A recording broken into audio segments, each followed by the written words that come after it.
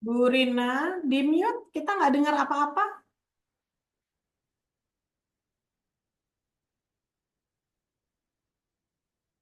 Bu Rina di mute. Iya, maaf, maaf, maaf. Sudah terdengar ya? Kenapa bentuknya begini ya? Ini screenshot ya? Screenshot ditempel ke sini atau gimana ini? Oh, Kepop? bukan. Tuh, bikin sendiri, maaf. Nggak, maksudnya bikin sendiri tapi dipindahin atau karena kepotong? Atau Tidak, cuma saya yang kepotong? di, Di teman-teman Kayak kepotong? di maximize kayaknya tadi mau. iya, Oh, terlalu coba tinggi ya. dikecilin. Kecilin dulu.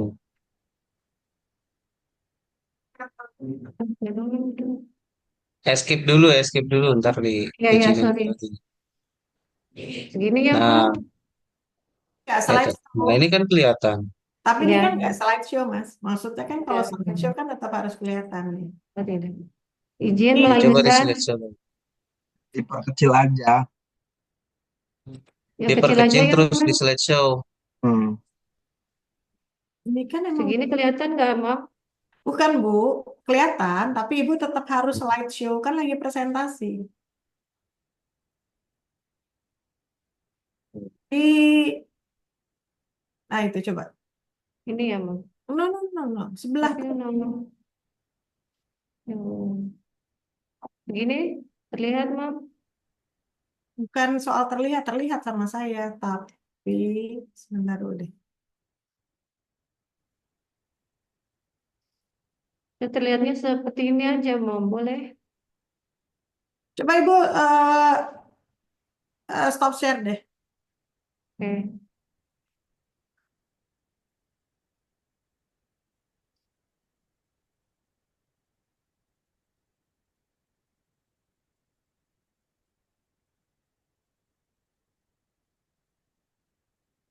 Ini, Mam, bisa. Ya ini saya Bu, sebentar. Ya.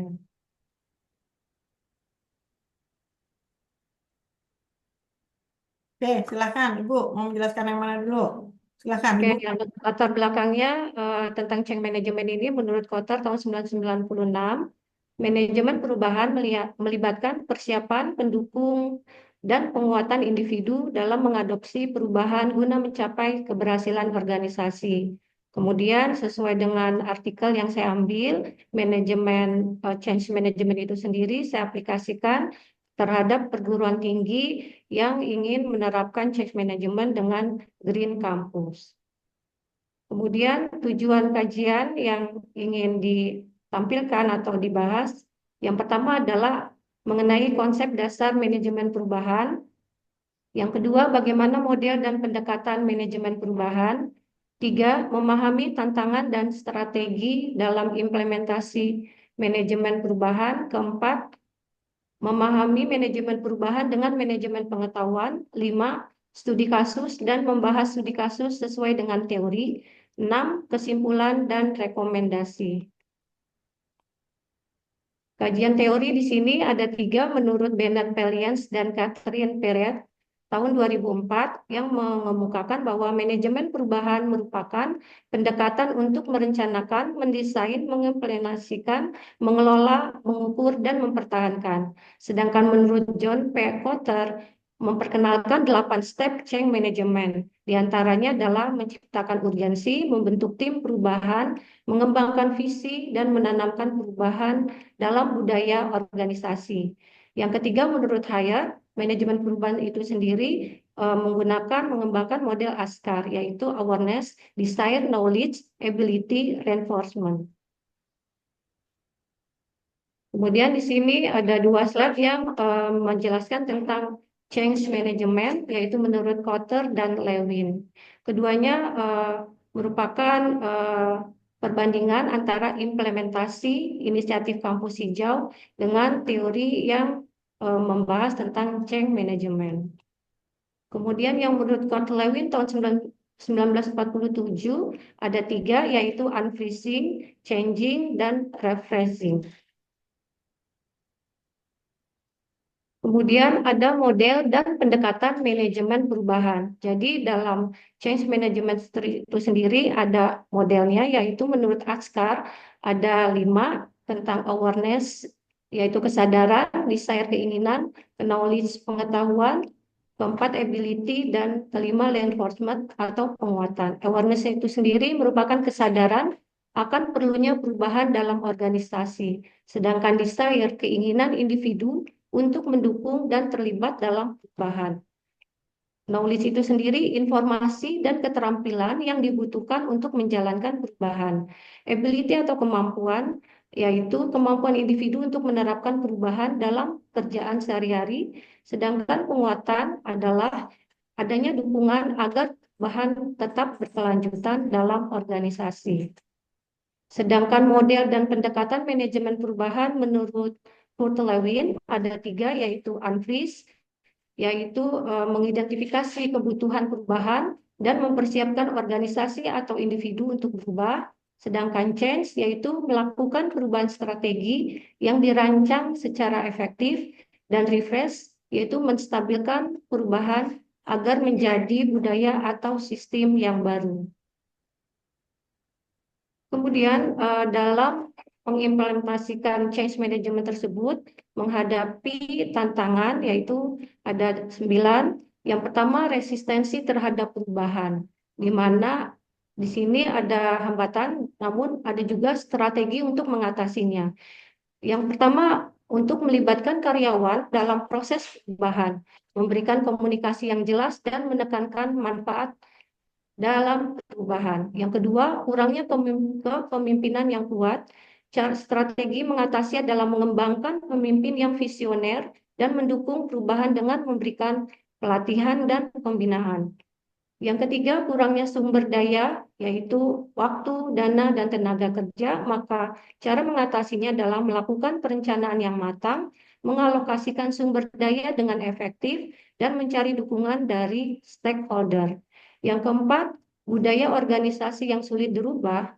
Dengan cara strategi adalah mendorong budaya yang fleksibel dan inovatif dengan memberikan insentif bagi mereka yang mendukung perubahan. Sedangkan yang keenam, kurangnya sumber daya. Waktu tadi sudah disebutkan di atas, melakukan perencanaan yang matang. Yang ketujuh, komunikasi yang tidak efektif, menggunakan media komunikasi. Strateginya adalah mendengarkan masukan dari karyawan dan memberikan informasi secara transparan. Yang kedelapan, kurangnya keterampilan atau pengetahuan, yaitu mengadakan pelatihan atau workshop dan mentoring untuk meningkatkan kompetensi karyawan. 9, kurangnya dukungan dalam manajemen. Dengan cara mengatasi adalah memastikan bahwa manajemen memahami pentingnya perubahan dan memberikan contoh serta dukungan yang aktif. Untuk slide berikutnya, ini mendeskripsikan tentang hubungan antara manajemen perubahan dan manajemen pengetahuan. Keduanya saling beririsan. Jika kita ingin melakukan manajemen perubahan, maka diikuti dengan manajemen pengetahuan. Yang pertama misalnya adalah berfokus pada transisi dan adaptasi organisasi atau Boleh, individu. aku ini dulu ya. Maka manajemen Kamu pengetahuannya minta adalah itu aja. Tri, berfokus karena pada biar- pengelolaan biar- informasi dan biar habis pembelajaran. ini. Yang Terus kedua, memerlukan strategi komunikasi dan pelatihan untuk mengurangi resistensi. Maka manajemen pengetahuan yang dilakukan memerlukan sistem untuk menyimpan dan menyebarkan pengetahuan. Tiga, memerlukan strategi komunikasi dan pelatihan. Maka manajemen pengetahuan diikuti dengan memerlukan sistem untuk menyimpan dan menyebarkan pengetahuan. Contohnya adalah implementasi kebijakan baru dalam perusahaan. Kemudian manajemen pengetahuannya adalah pembuatan database pengetahuan untuk akses informasi. Kemudian ada komponen change management dan ada komponen knowledge. Yang slide ini adalah bagaimana itu komponen change management yang terdiri dari 4, awareness of change, perubahan, kesadaran, misalnya adalah tentang perkembangan teknologi. Yang kedua, leadership and management support, yaitu pemimpin harus memberikan visi yang jelas, misalnya mau melakukan perubahan sehingga pemimpin dapat menjelaskan kepada para stakeholder. Yang ketiga, strategi dan planning, yaitu strategi bagaimana cara untuk mencakup tujuan perubahan dengan implementasi dan sumber daya yang diperlukan. Efektif komunikasi, yaitu memberikan penjelasan kepada pihak-pihak yang terlibat di dalamnya. Kemudian ini komponen change knowledge, ada 4, karena tadi saling beririsan. Yang pertama adalah knowledge, yaitu penciptaan pengetahuan yang terjadi ketika individu atau organisasi menghasilkan wawasan baru melalui pengalaman, penelitian, dan inovasi. Kemudian knowledge acquisition, organisasi mendapatkan pengetahuan dari berbagai sumber, baik internal, pengalaman karyawan maupun eksternal, yaitu pelatihan seminar, kolaborasi dengan pihak lain. 3, knowledge berupa storage atau retention, pengetahuan yang diperoleh harus disimpan dalam sistem yang dapat diakses, sehingga bisa digunakan untuk di masa depan. Keempat, knowledge dalam bidang application, pengetahuan yang sudah diperoleh harus diterapkan dalam praktek kerja untuk meningkatkan efisiensi dan inovasi. Kemudian ini contoh matriks yang saya buat, ada 15. Kemudian ini rangkuman dari penelitian terdahulu dari jurnal yang 15. Yang pertama, menurut Smith et al. Tahun 2021, ini mengenai Green Campus, yaitu penghematan biaya merupakan manfaat signifikan dari inisiatif kampus hijau.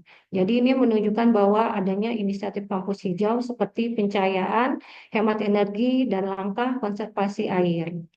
Yang kedua, Hermes et al. 2021, yaitu memberikan latar belakang tentang pentingnya manajemen perubahan dalam bidang perawatan kesehatan. Tujuan penelitian untuk mengevaluasi manajemen perubahan dan kesiapan untuk perubahan di 5 negara Eropa Tengah.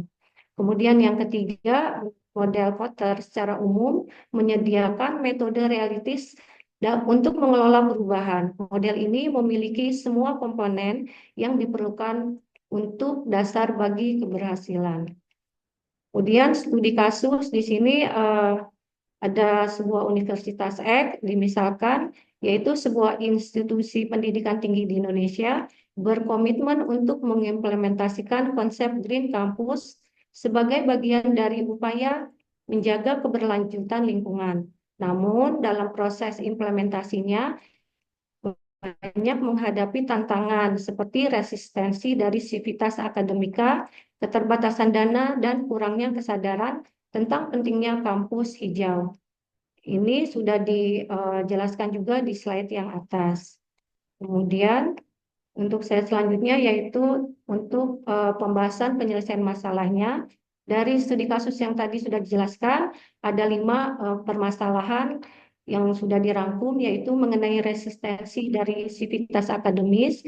Maka penyelesaiannya adalah universitas mengadakan forum diskusi antara mahasiswa, dosen, dan tenaga kependidikan untuk membahas bagaimana tentang pentingnya Green Campus. Kemudian yang kedua tentang keterbatasan dana. Pimpinan universitas mengalokasikan anggaran khusus untuk mengadakan teknologi ramah lingkungan dan progresi keberlanjutan. Yang ketiga, kurangnya kesadaran tentang keberlanjutan tersebut, maka penyelesaiannya adalah adanya mata kuliah dan seminar tentang keberlanjutan kesadaran Green Campus tersebut. Yang keempat, kurangnya dukungan dari pihak eksternal, maka penyelesaiannya adalah universitas bekerja sama dengan pemerintah dan industri untuk mendapatkan pendanaan dan teknologi pendukung. Tidak adanya sistem pemantauan, maka penyelesaiannya dibentuklah tim khusus untuk memantau efektivitas kebijakan Green Campus dan menyesuaikannya sesuai kebutuhan. Kemudian kesimpulannya yaitu yang pertama, change management adalah pendekatan sistematis yang digunakan untuk mengelola perubahan dalam suatu organisasi, baik dalam teknologi, proses kebijakan, maupun budaya kerja. Tujuannya untuk memastikan bahwa perubahan tersebut bisa secara efektif mengurangi resistensi atau dari permasalahan-permasalahan yang dihadapi yang sudah dijelaskan di atas. Kemudian kesimpulan kedua, terdapat beberapa elemen kunci dalam manajemen perubahan. Misalnya adalah kepemimpinan dan komitmen dari manajemen yang sangat diperlukan untuk perubahan tersebut. Jadi adanya kepemimpinan dan komitmen tersebut. Kemudian implikasi teoritisnya itu yang pertama mengacu pada teori manajemen Porter tahun 1996 yang sudah dijelaskan pada slide keempat tadi di atas. Yang kedua adalah menurut Velasquez et al. Yaitu adanya prinsip sustainability dalam pendidikan tinggi, yaitu menekankan bahwa universitas memiliki peran dalam membentuk sikap dan perilaku keberlanjutan mahasiswa. Kemudian yang ketiga, adanya model transisi sistem oleh Ferris Balas et al. Tahun 2009 yang menunjukkan bahwa pergeseran menuju kampus hijau harus melibatkan pendekatan sistemik yang mencakup kebijakan, infrastruktur, dan budaya kampus. Kemudian implikasi praktisnya, yaitu penerapan Green Campus dapat mengurangi konsumsi energi hingga 20% melalui penggunaan teknologi hemat energi. Yang kedua, peningkatan ruang hijau di area kampus tidak hanya berdampak positif terhadap kualitas udara, tetapi juga meningkatkan kesejahteraan psikologis mahasiswa dan staf. Yang tiga, program dengan meningkatkan keterlibatan komunitas dalam program lingkungan dapat melanjutkan hingga 70%. Dan ini daftar pustaka yang saya Ini ambil udah berapa dari menit, Ki? demikian, Ma'am. 2 Terima menit kasih. lagi, Mem, 15 menitnya. Oke. Udah, Bu Rina? Udah izin, Ma'am, Oke, untuk siap. arahannya. Ya, terima kasih Bu Rina. Eh, di stop share nih. Oke. Oke. Yang pertama ada beberapa, saya agak lupa-lupa ingat. Maksudnya berarti ini udah presentasi kita yang kelas kedua ya? Pertemuan ketiga ya? Temuan Iya, kedua. Ma'am. Ketiga Oke, orang. saya ya udah orang yang Iya. ketiga. Karena saya melihat di kontrak ini kan berarti Bu Rina ini penekanannya lebih kepada change management ya, Bu Rina ya. Iya, iya, Nah, Ma'am. di dalam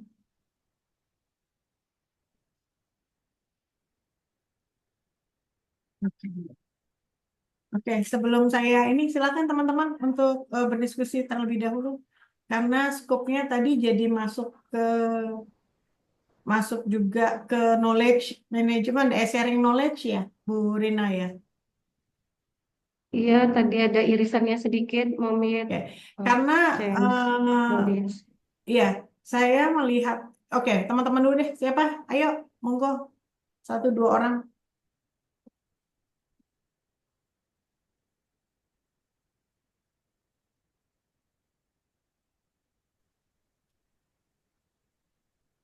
Ayo Bapak Ibu, jangan sampai saya yang nanya nih. Nanya ke teman-teman, bukan nanya ke Bu Rina.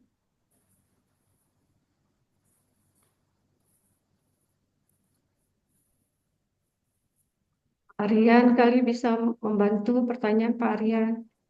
Oke, saya tanya deh, Bu Ani. Berarti yang dimaksud dengan change management itu apa? Berdasarkan presentasi dari Bu Rina.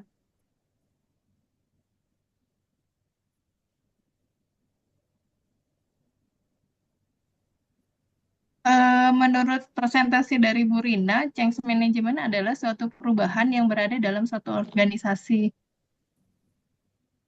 untuk mencapai kinerja yang lebih baik. Oke, oke, Bu Rina, bagaimana? Iya, Bang, bisa saya tambahkan tadi change management itu memang suatu perubahan bukan saja untuk kinerja tetapi juga untuk tujuan kebersamaan dalam suatu organisasi. Gitu, Mem, tambahannya. Kemudian juga ada 8 langkahnya untuk mencapai change management tadi, yaitu menciptakan urgensi, kemudian mengembangkan visi, dan menanamkan perubahan dalam budaya organisasi. Kemudian juga dapat juga dengan kepedulian, awareness, desire, knowledge, pengetahuannya, ability, kemampuan, kemudian reinforcement. Demikian, Ma'am. Oke, saya ini lagi mencoba melihat apa saya yang salah. Saya lagi mencoba melihat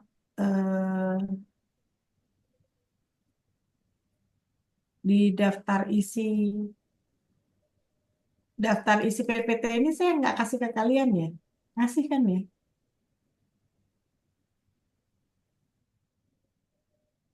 Oke, di sini ada definisi, teori, kemudian matriksnya. Nah, di yang matriks ini mungkin perlu ditambahkan ya.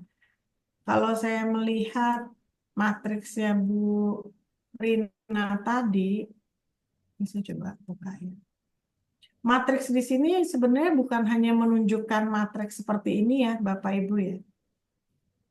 Artinya teman-teman ini ya, bukan hanya matriksnya seperti ini, tapi ini harus diolah. Saya buat dua, ini yang satu dengan yang dari Membit kirim Ya di bukan. YouTube ya. Maksudnya hasil dari matriks ini adalah Bapak dan Ibu bisa membaca matriks ini. Sudah berapa penelitian terdahulu yang meneliti ini gitu. Jadi dari matriks ini diolah ya. Bukan hanya sekedar menunjukkan matriksnya gitu ya. Nah, mungkin juga Bu Rina harus melihat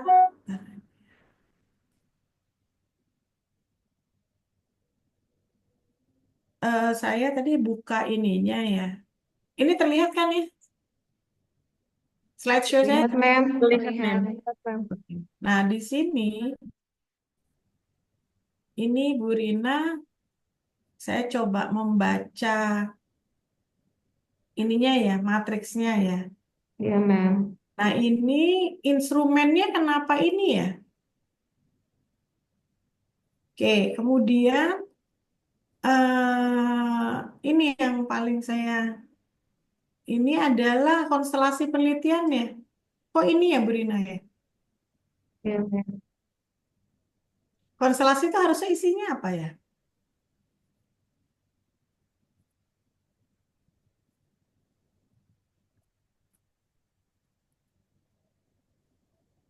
Ayo, Bapak, Ibu, teman-teman semua, konstelasi ini apa ya? Keterkaitan, hubungan. Iya, keterkaitan hubungan atau research framework kan. Konstelasi penelitian itu kan research framework. Gambar,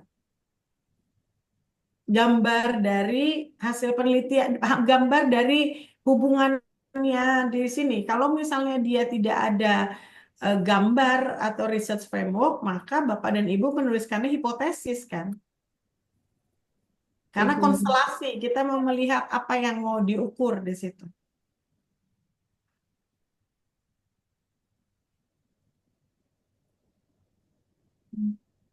Oke, karena ini semua instrumennya MLQ, oke, questionnaire.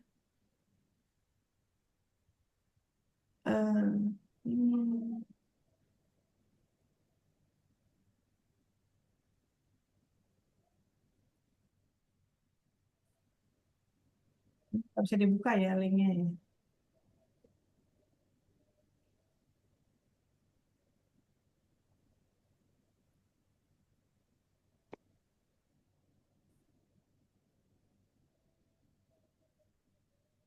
Nih, ya.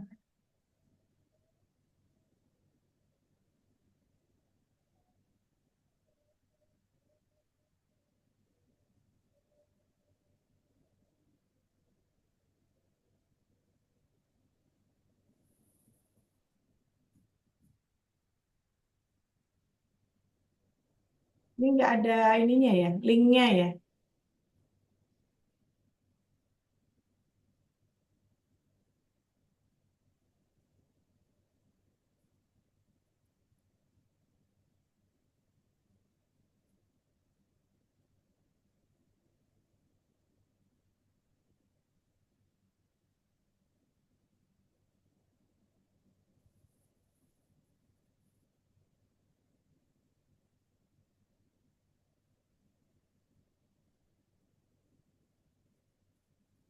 Oke. Nanti diperbaiki ya, Bu Rina ya. Dan ini Bapak dan Ibu, saya belum melihat secara mendalam kajian dari change management itu apa. Artinya sebenarnya kenapa change management sendiri itu apa? Kalau kita hanya melihat dia kayak semacam perubahan dan ini gitu. Tapi apa sih esensi dari kajian change management, dari konsep change management ini apa? Gitu. Dan apa keterkaitannya? Apakah dia dalam penelitian dalam matriks itu dia menunjukkan apa namanya eh, penelitiannya itu lebih banyak pada kualitatif atau kuantitatif? Karena di sini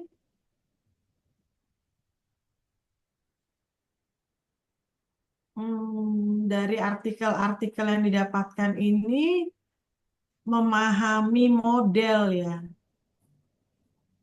Ada mixed method.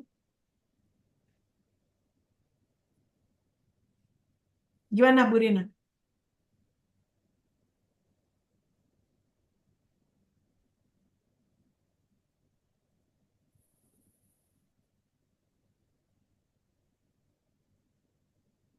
Bu Rina?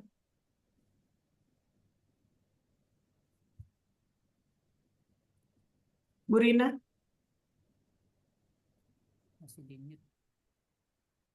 Nggak, Lagi berisik kok.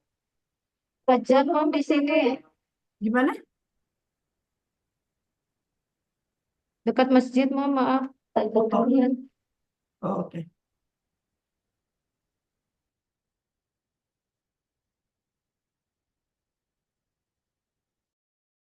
Saya akan memberikan ini ya di teman-teman ya. Ini saya agak khawatir juga kalau karena ini belum mendalam, belum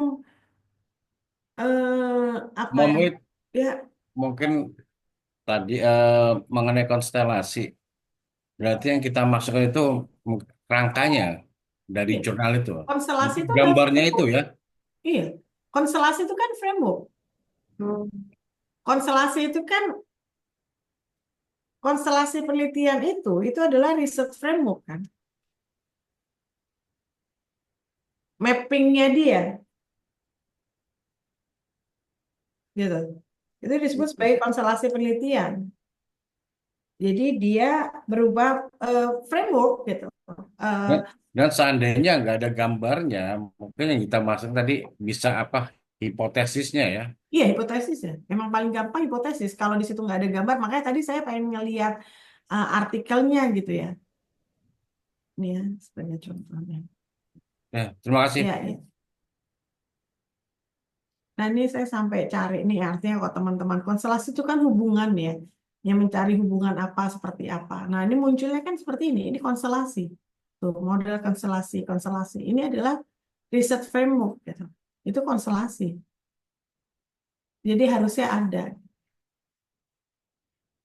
Nah, cuma saya mengkhawatirkannya adalah ketika dipresentasikan seperti ini, gitu ya. Kalau yang kemarin kan masih lebih kepada umum ya, presentasi yang 2 orang pertama itu masih umum. Kalau ini kan sudah kajian teori ya, eh, harusnya bisa lebih mendalam gitu, Bu Rina. Artinya yang menunjukkan memang level teman-teman ini KKNI 9 harusnya bisa lebih mendalam dari ini gitu. Jadi sayang kalau misalnya presentasinya atau materinya dibuat terlalu light gitu ya. Jadinya nggak pas gitu. Kalau dibuatnya terlalu light, jadinya nggak pas juga gitu.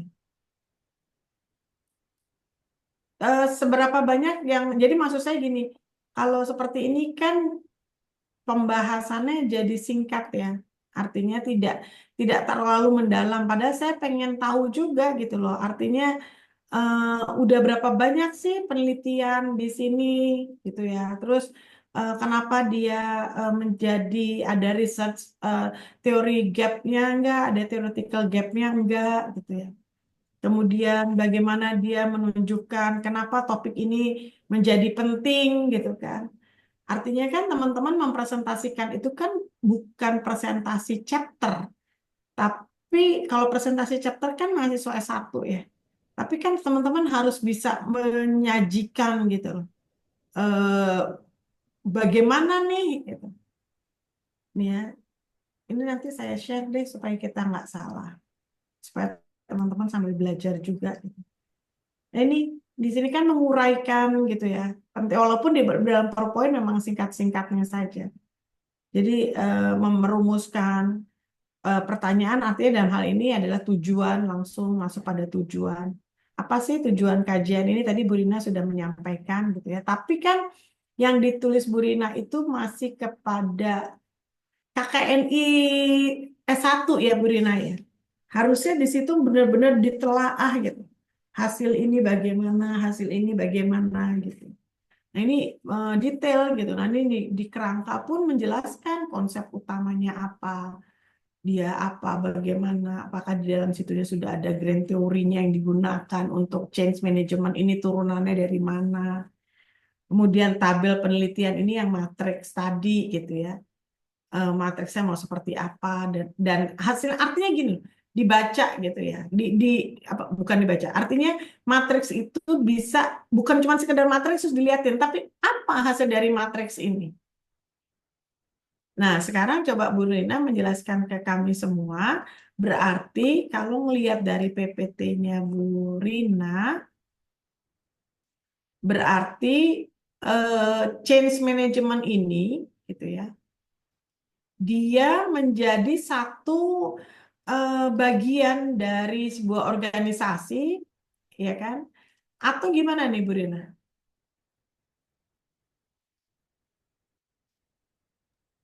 Dan memang ya ini merupakan bagian dari suatu organisasi dan juga menjadi tujuan suatu organisasi. Saya ambil sampel tentang Green Campus itu sendiri.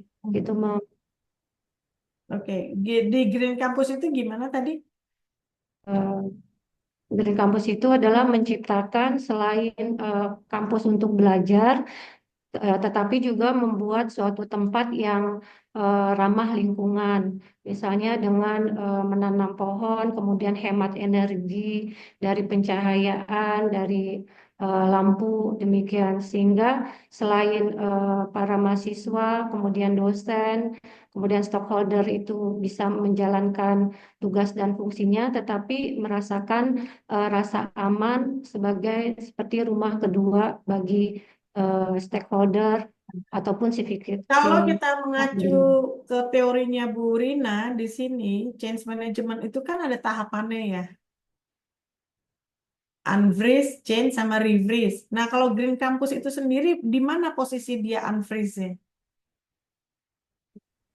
Di mana posisi dia change-nya? Dia ingin tahap ketiga, refresh dengan menstabilkan perubahan itu, kemudian diimplementasikan. Namun sebelum ke tahap refresh itu, ada dua tahap yang harus dilalui, yaitu pertama unfreeze dengan mengidentifikasikan dulu, kemudian phrasing-nya dengan menerapkan. Baru ketiga setelah tercapai, diaplikasikan atau diimplementasikan. Ya, nah di sini Bu Rina harusnya bisa menuliskan itu. Karena kan teori itu yang dipakai. Teori dari ahlinya itu kan yang dipakai di sini kan. Jadi ketika ada Universitas X, dia mau mengimplementasikan Green Campus, gitu ya. Berarti pada saat di tahapan freeze, ini unfreeze, apa yang dilakukan sama perguruan tinggi tersebut? Nah, itu dijabarkan. Kemudian change-nya itu apa yang dilakukan sama perusahaan tersebut untuk melakukan change? Dijabarkan, gitu ya. Kemudian refreeze gitu. Nah, di sini ada metode ya. Ini metode ini untuk apa ya, Bu Rina? Ini Model, sorry, model. modelnya memang Ya, untuk modelnya untuk akan tadi Green Campus itu ada model atau pendekatannya supaya tercapai Green Campus tersebut dengan awareness, desire, knowledge, ability, dan reinforcement. apa bedanya antara model Jeff Hyatt sama Lewin ini? Ini kan sama-sama model. Eh, Perbedaannya yang pertama tadi, yang ketiga itu tergantung dari kampusnya itu mau menerapkan menggunakan sistem yang mana. Kalau yang tadi Unfreeze 3 itu, Prof, adalah cara atau tahapannya. Sedangkan kita ingin modelnya ada 5 tadi, cara-caranya. Berarti di sini salah ya? Itu Kan model. ada gambar tadi 3, Prof. Hah? Ada gambar unfreeze-nya, saya buat tadi tanda panah.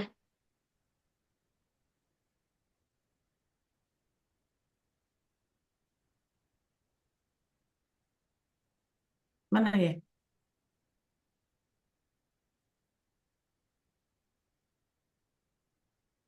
Ini tiba-tiba masuk pembahasan penyelesaian masalah. Ini berarti ngambil dari model. Dari studi kasus, Mom. Kan Tadi, ininya. iya, dari modal yang tadi diaplikasikan ke situ.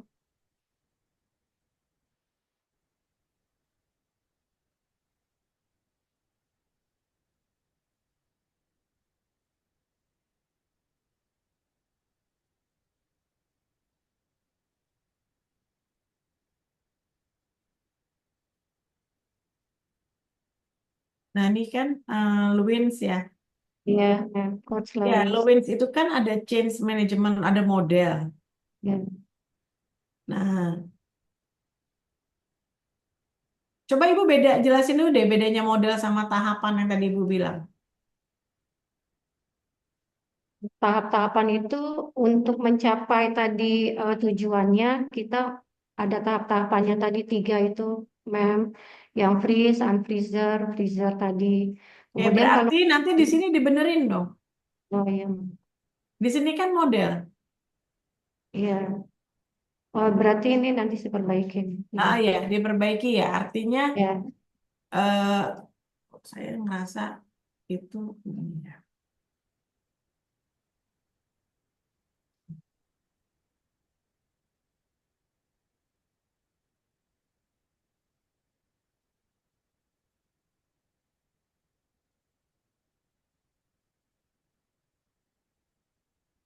Dia model.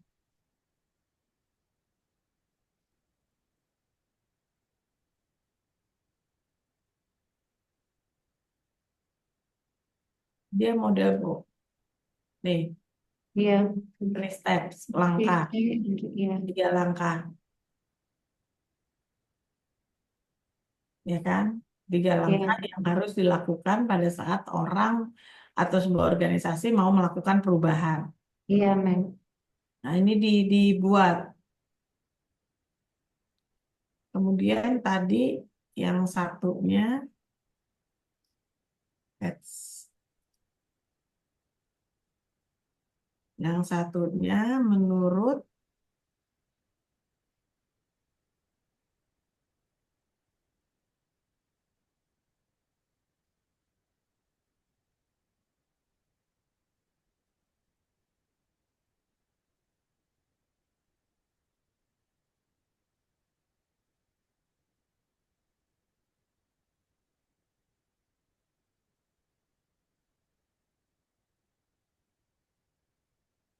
berarti memang ada sama Bu itu model, itu langkah, tapi Iya, satu ahlinya adalah si Jeff, satu ahlinya Lewins. Nah, Ibu mau pakai yang mana pada saat menjelaskan itu?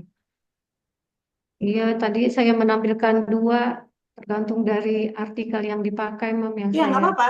Tapi pada saat mau membahas kasus, Ibu pakainya yang mana? Gitu. Dan itu lebih dijelaskan gitu. iya, Mem.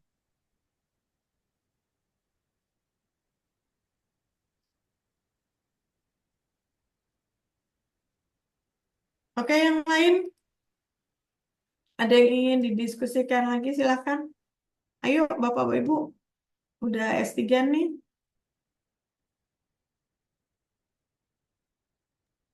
Izin Bu Rina, Ya, silakan. izin ya Mam. Ini mau tanya sejauh mana gitu kita bisa mengatakan bahwa change management ini berhasil di satu organisasi. Apakah ada penelitian-penelitian yang mengungkapkan ketika change management di sebuah organisasi berhasil, maka hasilnya apa-apa-apa gitu. Ada nggak Bu Rina yang ngebahas tentang itu? Kasih. Terima kasih Bu Ani. Kalau dari 15 artikel tersebut yang saya pelajari, eh, tergantung dari eh, apa ya tujuan dari organisasi itu. Tetapi change perubahan itu sendiri bukanlah mencapai tujuan apa bagaimana perubahan itu. Jadi misalnya tadi Green Campus ataupun misalnya di hal lain yang mengetengahkan tentang perubahan baik di struktural maupun di dalam organisasi itu sendiri gitu. Jadi change management adalah bagaimana tentang perubahan suatu organisasi itu misalkan dari A mencapai ke Z-nya. Kemudian nanti ada tahapan-tahapannya tergantung dari mana yang mau dipakai dari teorinya tadi yang seperti menjelaskan apakah menurut Askar atau Kurt Lewis. Demikian Bu Ani. Kalau dari beberapa penelitian yang Bu Rina baca, change management ini penelitiannya banyak di kualitatif atau di kuantitatif ya, Bu? Di kuantitatif Oh, di kuantitatif ya. melalui kuesioner. Demikian. Oh, berarti dia bisa ada di posisi independen, bisa nggak dia ada di posisi dependen gitu? Dari eh, yang ada ya, misalnya kan tadi saya tentang Green Campus itu change manajemennya adalah dependennya itu sendiri. Jadi di awal faktor X-nya. Y. Itu Dependen justru Y. daripada di Surya. Oh, sorry ya, Itu sorry. makanya hal itu terlihat ada di matriks, Bu. Oh iya, Pertanyaannya Bu Ani ini kan teman-teman, kan waktu di semester iya. 1 saya ajarin ya yang kotak, kita mau posisi di mana gitu. Jadi biar lebih gampang. Maaf, boleh saya contoh ambil satu ya, misalnya tentang Silakan, silakan. strategies and best practice for implementing Green Di Campus, share screen aja, change Bu. management Di share screen aja, Bu. yang tadi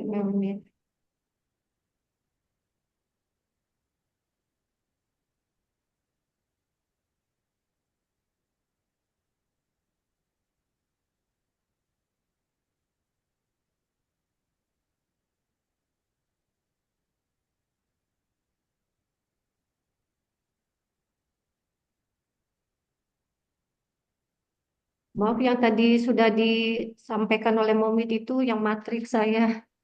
Ada 15 tadi tentang judul-judulnya. Maaf, saya bacakan aja tentang strategi. Kemudian yang kedua, Digital Transformation Model for the Nggak 4.1. terlihat kalau tidak Ibu buat.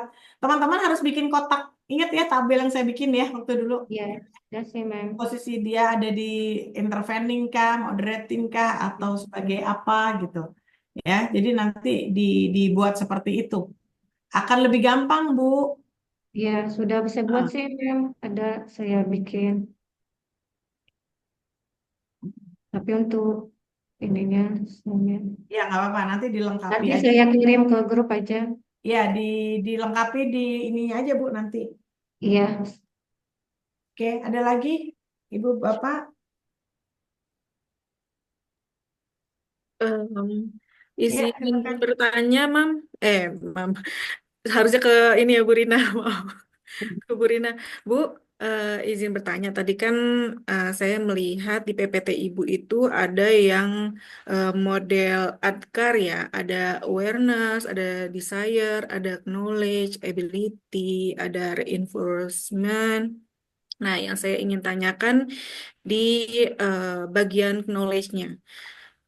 Kira-kira apakah pelatihan atau workshop itu selalu cukup untuk membekali individu dengan pengetahuan yang dibutuhkan untuk perubahan? Jika tidak, kira-kira pendekatan lain apa yang bisa digunakan? Lalu bagaimana cara kita memastikan bahwa knowledge yang diberikan kepada karyawan itu tidak hanya dipahami, tetapi juga diinternalisasi dan diterapkan dalam pekerjaan mereka. Gitu, Ibu Rina. Terima kasih. Baik, Bu Nini, dari yang sejauh yang saya pahami dari jurnal maupun dari buku, bahwa knowledge itu sendiri bisa dilakukan tadi yang seperti Bu Nining jelaskan melalui pelatihan. Sehingga dengan adanya pelatihan tersebut dapat memberikan pengetahuan atau knowledge kepada karyawan dalam suatu organisasi. Sehingga dapat mengubah atau mengadakan change management, perubahan manajemen di dalam suatu organisasi. Salah satunya tadi adalah dapat meningkatkan kinerja dan mencapai tujuan atau goals dalam suatu organisasi ataupun perusahaan. Demikian, Bu Ning. Tadi pertanyaan saya ada pertanyaan, jadi kalau misalkan tidak sampai, kira-kira pendekatan lain apa nih kira-kira yang bisa digunakan? Tadi bisa Bu Ning lihat di PPT ada 8 step. Salah satunya itu ya ASKAR, yaitu awareness, kesadaran, yaitu adanya perubahan dalam organisasi. Jadi bagaimana eh, merasa melihat kekurangan atau kelemahan dalam diri suatu employee untuk merubah ke lebih dalam lagi. Kemudian adanya desire, yaitu keinginan individu untuk mendukung dan terlibat dalam perubahan itu sendiri. Kemudian knowledge tadi, pengetahuan, kemudian ability, kemampuan kita sebagai individu untuk menerapkan perubahan itu sendiri dalam pekerjaan sehari-hari. Kemudian reinforcement atau penguatan. Penguatan itu sendiri adalah dukungan bagaimana perubahan tersebut dapat berlanjut dalam suatu organisasi. Bisa menggunakan model ASKAR dalam hal ini. Tergantung Saya dari organisasinya. saya Demikian, ingin Bu Nini. menambahkan mungkin belum terjawab dengan tuntas ya, Mbak Ning ya. Dan Mm-mm. juga memang dari topik tadi yang saya lihat dalam manajemen perubahan ini, pemateri memang sempat menyinggung terkait dengan sustainability, yaitu keberlanjutan. Nah, bicara keberlanjutan ini memang sangat kompleks ya, yaitu bicara tentang apa namanya, penghematan, bicara tentang peduli lingkungan gitu ya, seperti yang sekarang terjadi gitu ya, sehingga apa namanya, ada pemanasan global dan sebagainya. Nah, ini dari case yang dijelaskan tadi lebih kepada apa namanya, penanaman pohon gitu ya, artinya dan juga apa ya, tadi dijelaskan bahwa supaya lebih merawat lingkungan lah pada intinya.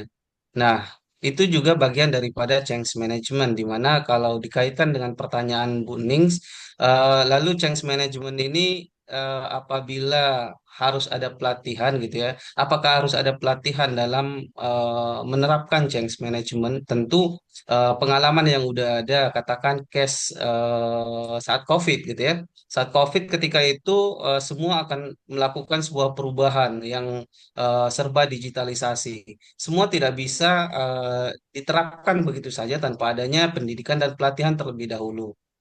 Nah, dengan menerapkan pelatihan itu, maka karyawan-karyawan bisa lebih menyesuaikan gitu ya, menyesuaikan apa, berdasarkan pengetahuan mereka. Kemudian lalu bagaimana untuk merawat merawat pelatihan itu supaya bisa menjadi satu kebiasaan baru di dalam eh, apa namanya, transformasi perubahan ini, yaitu bisa melakukan metode apa, mentoring gitu ya, atau coaching dan atau workshop gitu untuk mempertahankan itu semua supaya apa, perubahan itu betul-betul memang membawakan satu keberlanjutan gitu ya, akan terus menerus. Nah, hasilnya hari ini kita sedang melaksanakan itu gitu, di mana kita melaksanakan seperti bekerja WFH atau kuliah secara hybrid gitu ya, karena memang tadi pada awalnya kita tidak terbiasa, kita tidak tahu, kemudian adanya pelatihan dan pendidikan tadi, kemudian kita jadi tahu, kemudian bisa lebih explore lagi ketika kita di monitoring atau di coaching dengan eh, metode-metode baru gitu yang ada. Nah, saya rasa pertanyaan Buning tadi lebih ke arah sana mungkin ya, terkait dengan pelatihan terkait perubahan gitu ya, perubahan yang ada. Mungkin teman-teman yang lain juga bisa menambahkan terkait itu. Oke, good. Clear ya Bapak Ibu ya. Jadi di sini, nah ini yang saya harapkan dari teman-teman kelas ini, artinya di sini bukan soal benar dan salah, bukan soal sempurna tidak sempurna, namanya juga kita belajar ya, pasti ada yang tambahkan. Tapi memang saya ingin melatih critical thinking teman-teman semua gitu. Jadi buat yang presentasi nggak usah hard feeling karena kita memang mengembangkan, justru Bu Rina dicatat, dimasukkanlah ke dalam paper gitu ya, penyempurnaan paper itu. Nah, buat yang lain silakan nanti juga pada saat presentasi buatlah pertanyaan-pertanyaan yang memang kita harus udah ngebuka pola berpikir kita gitu ya, bahwa kita memang level doktor gitu, supaya jadi kalau lulus udah doktor di wisuda, orang tahu bahwa memang level kita berbeda gitu. Dan kita harus bangga dengan itu karena memperjuangkan mendapat gelar doktor itu luar biasa ya Bapak Ibu ya. Luar biasa gitu. Jadi we need to be proud of that gitu. Oke, kita kasih applause buat Bu Rina sudah presentasi. Terima kasih banyak Bu Rina. Silakan presenter kedua. Ya, saya mau. Bentar, saya izin share ya.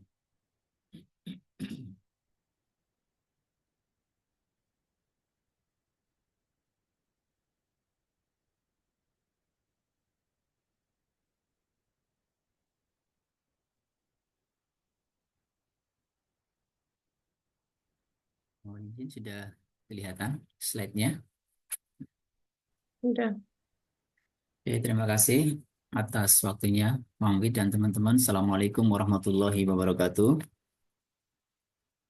Oke, pada kesempatan kali ini saya akan mempresentasikan tugas tematik yang sudah dibagi kemarin. Saya mendapatkan tema untuk strategi dan model perubahan.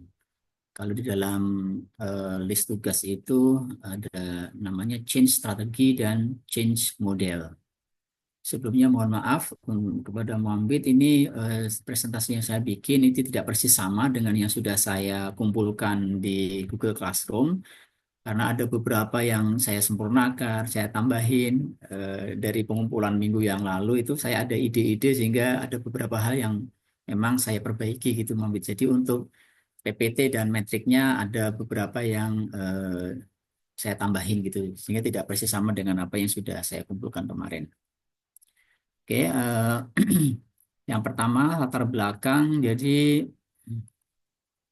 perubahan dalam organisasi ini merupakan sebuah keniscayaan. Kenapa? Karena di era globalisasi dan disrupsi teknologi ini, organisasi yang tidak mampu beradaptasi dengan perubahan akan menghadapi tantangan yang serius dalam mempertahankan daya saing. Oleh karena itu, strategi perubahan dan model perubahan ini menjadi aspek yang sangat penting dalam manajemen perubahan. Ini masih terkait dengan tema sebelumnya yang sudah disampaikan oleh Bu Rina tentang manajemen perubahan. Di sana ada satu aspek yang harus diperhatikan terkait manajemen perubahan yang kita kenal dengan strategi perubahan dan model perubahan. Nah, pemahaman dan penerapan strategi perubahan dan model perubahan yang tepat ini sangat penting bagi organisasi. Untuk apa? Tadi sempat ditanyakan, untuk tetap relevan dan kompetitif di tengah dinamika perubahan yang terus berlangsung. Organisasi yang tidak bisa menyesuaikan diri, dia tidak menggunakan strategi perubahan yang tepat, tentu dia akan ketinggalan zaman dan ujung-ujungnya dia tidak bisa compete dengan yang lainnya, dia tidak bisa survive. Sebentar, ini belum saya slideshow ya, atau sudah? Oke, tujuan kajian ini adalah yang pertama, mengulas konsep strategi perubahan dan juga model perubahan berdasarkan literatur akademik dan juga nanti akan saya sampaikan studi kasus yang mendukung analisis ini. Kedua konsep ini penting. Kenapa? Karena pertama ini terkait dengan bagaimana organisasi berusaha untuk meningkatkan produktivitas dan kinerjanya.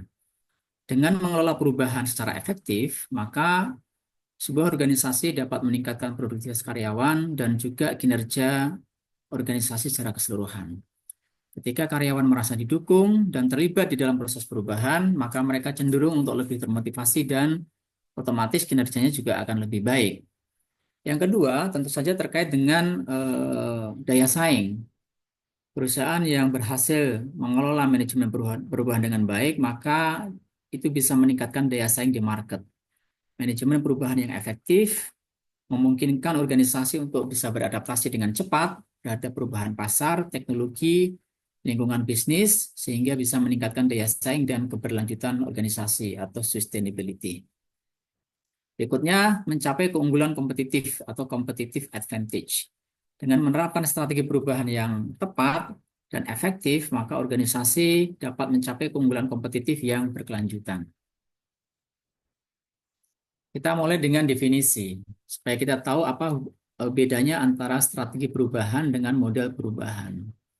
Jadi konsep strategi dan model perubahan ini memiliki hubungan yang erat dalam konteks manajemen organisasi. Strategi perubahan atau change strategi ini adalah rencana terstruktur yang dirancang untuk memandu organisasi dalam mengelola dan mengimplementasikan perubahan. Tujuannya antara lain adalah untuk membantu organisasi beradaptasi dengan perubahan lingkungan melalui penerapan strategi, teknologi, budaya, dan perilaku yang baru. Ini dengan strategi yang tepat, maka organisasi sifatnya tidak reaktif terhadap perubahan, tapi justru dia bisa mengantisipasi perubahan. Kemudian untuk model perubahan atau change model, ini adalah kerangka kerja konseptual yang menjelaskan proses, tahapan, atau langkah-langkah yang harus diikuti untuk bisa mencapai perubahan yang diinginkan dalam organisasi. Model ini berfungsi sebagai panduan bagi manajer dan pemimpin dalam merencanakan, melaksanakan, dan mengevaluasi proses perubahan. Nah, ada beberapa pendekatan ya terhadap perubahan ya. Nah, kalau strategi perubahan dilihat dari pendekatan terhadap perubahan itu adalah bagian dari strategi keseluruhan organisasi. Jadi sebisa mungkin change strategi atau strategi perubahan yang diterapkan oleh perusahaan itu harus menjadi bagian yang integral dari strategi keseluruhan organisasi yang tentu saja berfokus pada bagaimana perubahan akan dilakukan. Ini mencakup perencanaan, pengelolaan risiko, dan juga pengukuran keberhasilan perubahan. Sementara itu, model perubahan itu menyediakan langkah-langkah atau tahapan yang harus diikuti untuk bisa melaksanakan strategi perubahan yang sudah dirancang. Misalnya, model Kotter ini memberikan 8 langkah spesifik yang dapat diambil untuk mengimplementasikan perubahan yang efektif. Nanti kita akan detailkan di belakang ya. Ini adalah beberapa konsep strategi perubahan dari beberapa pakar ya. Saya sebut misalkan Kotter ini sangat terkenal ya. Dia seorang profesor di Harvard Business School dan juga seorang penulis yang terkenal di bidang manajemen perubahan. Dia mendefinisikan change strategi sebagai pendekatan yang sistematis yang digunakan untuk memandu organisasi melalui proses perubahan yang melibatkan 8 langkah ya. Ada juga Hyatt tadi sudah disinggung juga ya oleh Ibu Rina. Menurut Hyatt ini change strategi adalah rencana terstruktur yang dirancang untuk mengelola transisi dari keadaan saat ini ke keadaan yang diinginkan dengan mempertimbangkan pengaruh terhadap orang-orang dan proses dalam organisasi. Dan juga menurut Cameron dan Green dan juga Armonakis dan Bedian ya. Mirip-mirip sebetulnya, hanya mereka punya redaksi yang sedikit berbeda. Nah, kita akan lanjut lebih detail tentang strategi perubahan dan model perubahan dari John Kotter ya. Sempat disinggung tadi di sesi sebelumnya. John Kotter mengumpulkan bahwa strategi perubahan harus mencakup 8 langkah ya. Sementara model perubahannya dikenal dengan Kotter's 8-step change model yang mencakup langkah-langkah mulai dari rasa urgensi sampai mengkomunikasikan visi. Ini sedikit mengulang ya dengan yang apa sudah disampaikan tadi, tapi ini lebih detail. Di mana Kotter ini kita bisa lihat 8 langkah untuk mentransformasi organisasi. Ini ada di dalam Harvard Business Review Press ya, terbit pertama kali ini tahun 2005 sebetulnya ya. Ini yang pertama adalah establishing a sense of urgency, ya, menetapkan rasa mendesak terhadap kebutuhan akan perubahan. Kemudian forming a powerful guiding coalition, creating vision, mengkomunikasikan visi, kemudian memberdayakan anggota untuk bisa melangkah menuju visi, merencanakan dan menciptakan kemenangan-kemenangan kecil, mengkonsolidasikan perbaikan, dan juga menginstitusionalkan pendekatan-pendekatan baru. Ya. 8 langkah ini yang terkenal dengan Kotter's 8 Steps to Transforming Organization. Nah, terkait dengan ini, maka ada beberapa organisasi yang gagal melakukan perubahan. Kenapa? Ya, karena tadi langkah-langkah yang tadi disebutkan tidak diikuti. Yang pertama contohnya ya, not establishing great enough sense of urgency. Tidak menetapkan sense urgency yang cukup kuat.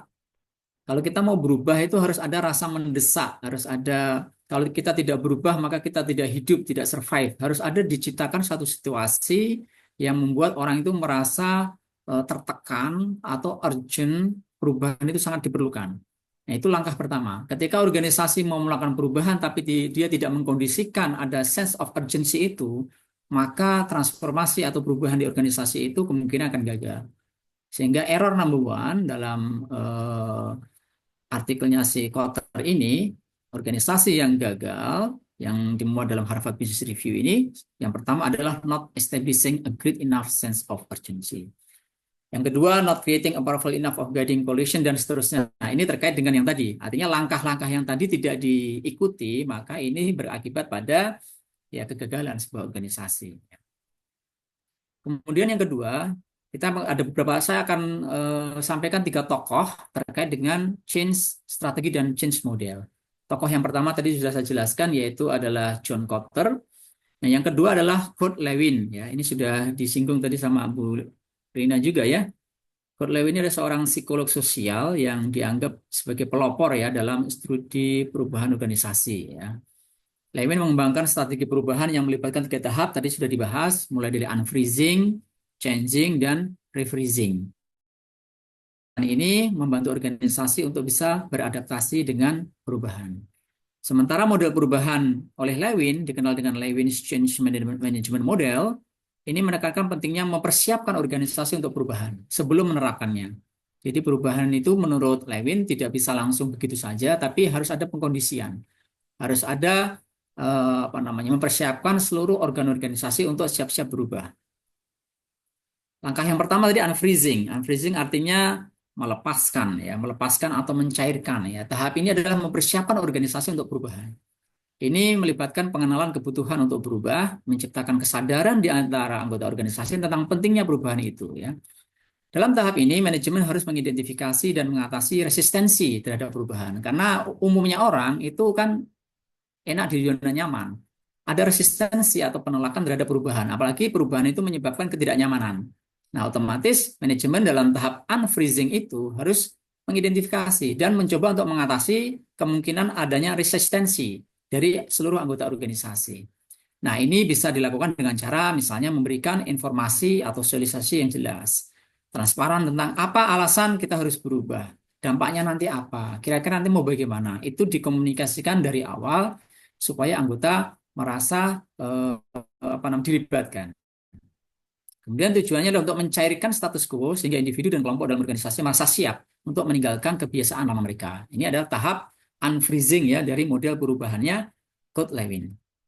Nah, tahap berikutnya adalah changing ya, atau mengubah. Berubah itu sendiri ya. Setelah organisasi siap untuk berubah, sudah dikondisikan, maka kemudian masuk ke tahap berikutnya yaitu implementasi perubahan itu sendiri. Nah, disinilah maka strategi dan tindakan konkret diambil ya untuk mencapai perubahan itu. Proses ini bisa melibatkan wujudnya ya, ada mungkin pelatihan, pengembangan. Pak If, 3 menit lagi ya Pak. Oh ya, oke. Terima kasih Bu Duha. Ini saya percepat ya. Ada changing, ini implementasinya. Kemudian nanti refreezing. Refreezing ini apa? Setelah perubahan dilakukan, maka ini diupayakan menjadi bagian dari budaya organisasi. Artinya freezing, refreezing itu dibukukan itu artinya apa? Apa namanya? Dibiasakan, diikat menjadi sebuah prosedur atau apa sehingga menjadi budaya organisasi. Oke, kemudian tokoh berikutnya adalah William Bridge. Ini seorang konsultan manajemen dan penulis terkenal. Karyanya ya dalam manajemen perubahan, terutama dalam konteks transisi ya. Bridge menyatakan strategi perubahan itu harus memperhatikan aspek psikologis individu ya yang terlibat di dalamnya, terutama transisi yang dialaminya gitu. Sehingga dalam modelnya Bridge, model perubahannya Bridge, fokusnya pada 3 fase, fase akhir, fase zona netral, dan fase awal ya. Ini fokusnya intinya adalah pada transisi. Ya. Saya lanjut berikutnya ke modelnya Jeff Hyatt tadi ya. Hyatt ini adalah seorang praktisi dan penulis di bidang manajemen perubahan dan pengembangan organisasi. Dia terlibat dalam pengembangan model Prosky ya. Prosky atau kita tadi sudah disinggung oleh Bu Rina yaitu ADKAR ya, yang singkatan dari Awareness, Desire, Knowledge, Ability, and Reinforcement. Itu adalah modelnya Prosky. Prosky sendiri adalah organisasi ya yang didirikan oleh Jeff Hyatt yang dikenal sebagai pemimpin dalam pelatihan dan pengembangan alat manajemen perubahan. Ini tidak perlu saya jelaskan lagi, tadi sudah sempat dibahas. Kemudian Gary Hamel, ya ini tokoh yang juga sangat terkenal. Dia seorang pemikir terkemuka di bidang manajemen perubahan dan strategi bisnis. Ya, dia fokusnya pada inovasi strategi. Ya, dalam model perubahannya fokusnya pada inovasi strategis, bagaimana organisasi itu dapat mengelola perubahan untuk tetap kompetitif.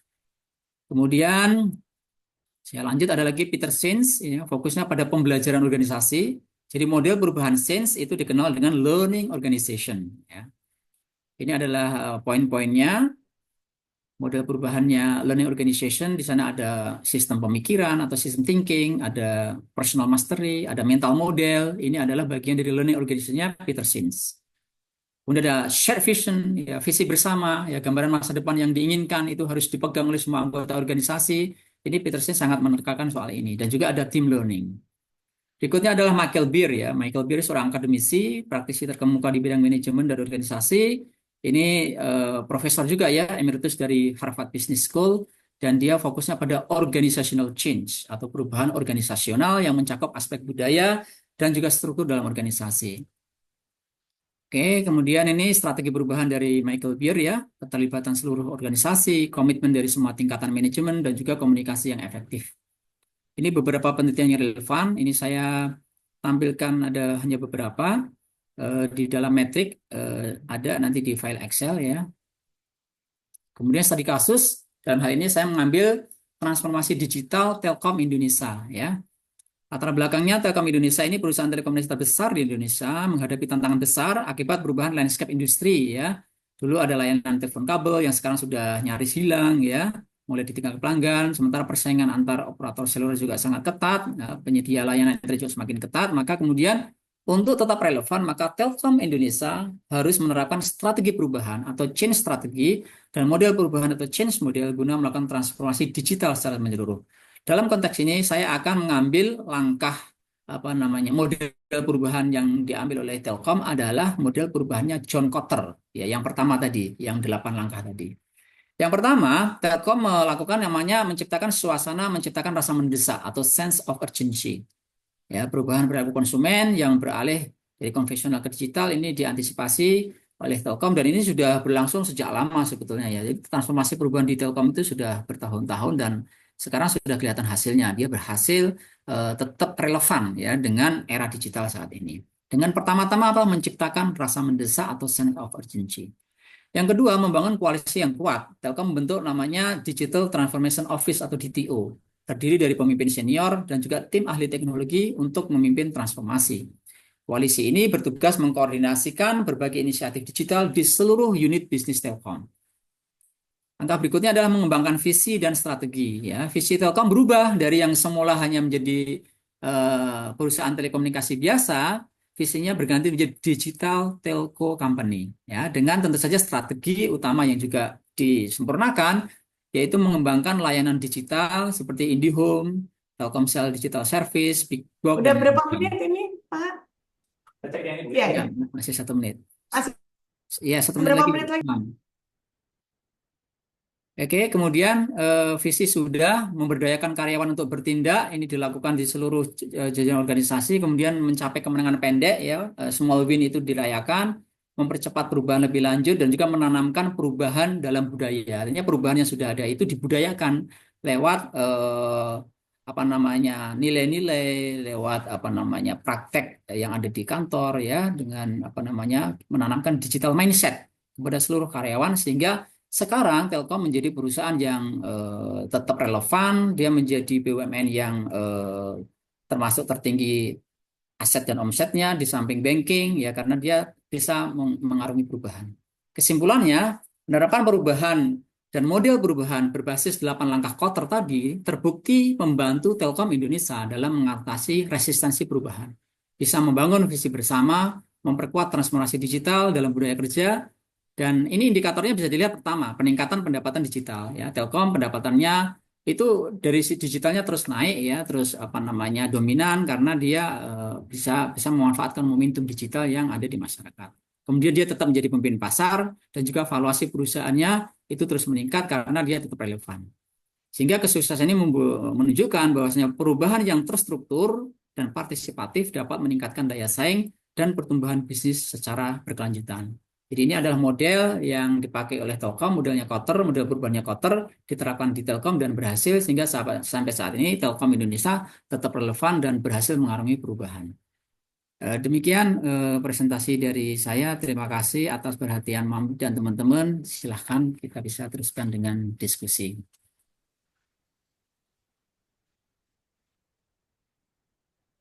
Silahkan, barangkali ada pertanyaan dari teman-teman.